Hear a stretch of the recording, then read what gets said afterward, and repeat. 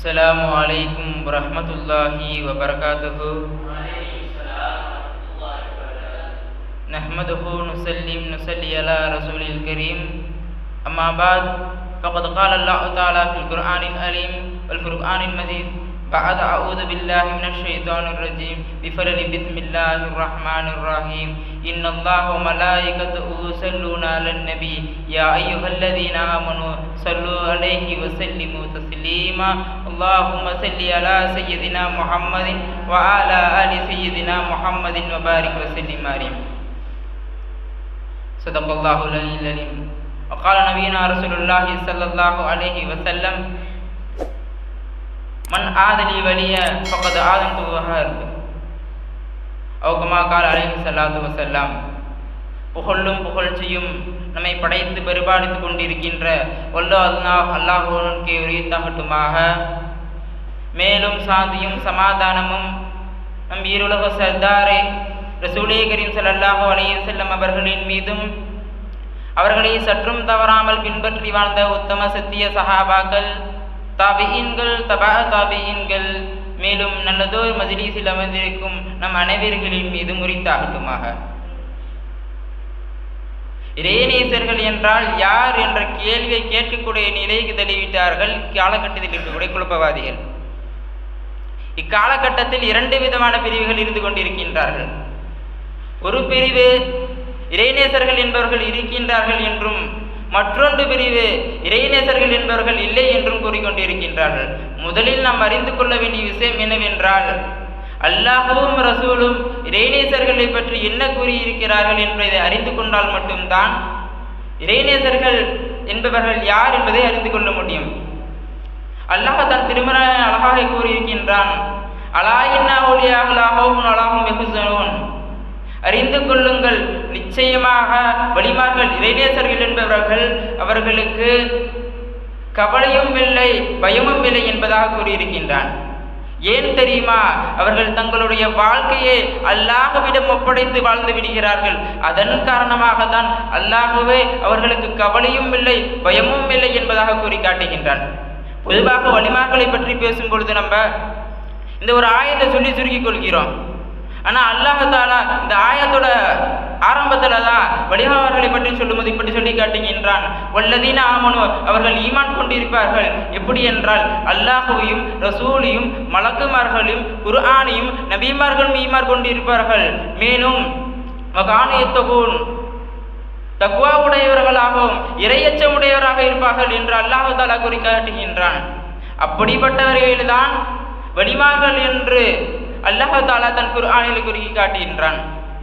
மேலும் இமாம் பெருமக்கள் சொல்லி காட்டும் போது இவ்வாறு சொல்லி காட்டுகின்றார்கள், எந்த ஒரு மனிதர் அல்லாஹ்விற்கும் ரசூலுக்கும் மாறு செய்யாமல் முழுக்க முழுக்க அல்லாஹ்விற்கும் ரசூலுக்கும் அடிபணிந்து வாழ்கின்றார்களோ அவர்கள்தான் இறைநேசர்கள் என்பதாக இமாம் பெருமக்கள் சொல்லி காட்டுகின்றார்கள். இறைநேசர்கள் என்பவர்கள் ஷரியத் விஷயத்தில் எந்த ஒரு விஷயத்தையும் விடாமல் வாழ்பவர்கள் என்பதாக சொல்லி காட்டுகின்றார்கள். எந்த அளவிற்கு என்றால், அபூ யஸீத் பிஸ்தாமி ரஹ்மத்துல்லாஹி அவர்கள் வாழ்ந்து கொண்டிருக்க காலகட்டத்தில் ஒரு இறைநேசர் இருப்பதாக கேள்விப்பட்டு அவர்களை பார்ப்பதற்காக செல்கின்றார்கள். அபூ யஸீத் பிஸ்தாமி ரஹ்மத்துல்லாஹி அவர்கள் யாரை பார்க்க சென்றார்களோ அந்த ஒரு இறைநேசர் என்பவர்கள் பள்ளி வாயிலிருந்து வெளியே வந்து கிபிலாவை நோக்கி எச்சிலை துப்பிடுறாங்க. இதை பார்த்து அபூ யஸீத் பிஸ்தாமி ரஹ்மத்துல்லாஹி அவர்களை பார்க்காமலே மீண்டும் திரும்பி செல்ல வேண்டுகிறார்கள். அபூ யஸீத் பிஸ்தாமி ரஹ்மத்துல்லாஹி அவர்களுடைய மாணவர்கள் அவர்களிடம் கேட்டார்களாம், அவர்களை பார்ப்பதற்காக தான் நீங்கள் அவர்களிடம் சென்றீர்கள், எதனால் அவர்களை பார்க்காமல் வந்துவிட்டீர்கள் என்று கேட்டபொழுது அபூ யஸீத் பிஸ்தாமி ரஹ்மத்துல்லாஹி அவர்கள் கூறி காட்டினார்களால், வெளிப்படையான ஷரியத்திலே அவர்கள் ஒழுங்காக இருக்கும் நிலையில் அவர்களுடைய மறைமுகமான ஞானத்தில் எனக்கு சந்தேகம் இருக்கிறது, நம்பிக்கை இல்லை என்பதாக சொல்லிவிடுகிறார்கள். இப்படியெல்லாம் ஷரியத்தை பார்த்து பார்த்து வாழ்ந்தவர்கள் தான் இறைநேச செல்வர்கள் என்பதை நாம் அறிந்து கொள்ள வேண்டும். அல்லாஹ் யாரை இறைநேசராக ஆக்க வேண்டும் என்று தேர்ந்தெடுத்து விட்டானோ, அல்லாஹ் தேர்ந்தெடுத்து விட்டவர்கள் பாவம் செய்ய மாட்டார்கள். அவர்களே பாவம் செய்ய வேண்டும் என்று நினைத்தாலும் அல்லாஹ் அவரை செய்ய விட மாட்டான். சிப்லி ரஹ்மத்துல்லாஹி அவர்கள் அவருடைய சக்கராத்துடைய நிலையில் இருந்து கொண்டிருக்காங்க.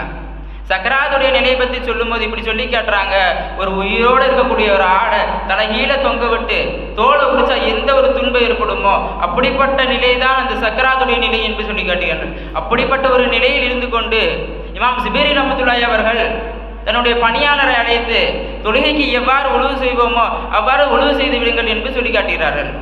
அதே போன்று அந்த பணியாளரும் அவர்களுக்கு ஒழுவு செய்து விட்டு கொண்டு விடுத்தார்கள். அவர்கள் தாடிக்கு மசாஜ் செய்யணும் என்ற சுண்ணத்தை விட்டுறாங்க. இதை அறிந்து கொண்ட ஜுபைர் ரஹ்மத்துல்லாஹி அவர்கள் தங்களுடைய பணியாளருடைய கையை பிடித்து அந்த தாடிக்கு மசாஜ் செய்யணும் என்ற சுண்ணத்தை நிறைவேற்றுறாங்க. அந்த நேரத்திலேயே அவருடைய ரூஹ் பிரியுது. மரணத்தின் கடைசி திருவாயில் கூட சுண்ணத்தை பின்பற்ற வேண்டும் என்று நினைத்திருந்தார்கள் என்று சொன்னால் சுண்ணத்தை அவர்கள் உயிருணுமையாக கருதி வாழ்ந்திருக்கிறார்கள் என்பதை நாம் அறிந்து கொள்ள வேண்டும். இந்த மாதிரி விஷயங்களே தான் இறைநேசர்களின் அடையாளமாக என்பதும் சொல்லி காட்டப்படுகிறது. எந்த ஒரு நபர் ஷரியத் விஷயத்தில் கவனமாக இல்லாமல் இருக்கின்றார்களோ அவர்கள் விஷயத்தில் நாம் தவிர்த்திருக்க வேண்டியது நல்லது என்பதை சொல்லி காட்டுகின்றார்கள். இறைநேசர்கள் எப்படி அடையாளம் காண முடியும் என்பதை பற்றி நபிகள் நாயகம் ஸல்லல்லாஹு அலைஹி வஸல்லம் கூறியிருக்கின்றார்கள். அலா இன்னா அவுலியா லா கௌஃபுன் வலா ஹும் யஹ்ஸனூன் என்ற ஆயத்தை ஓதிய பிறகு நபிகள் நாயகம் ஸல்லல்லாஹு அலைஹி வஸல்லம் இவ்வாறு கூறி காட்டுகின்றார்கள்,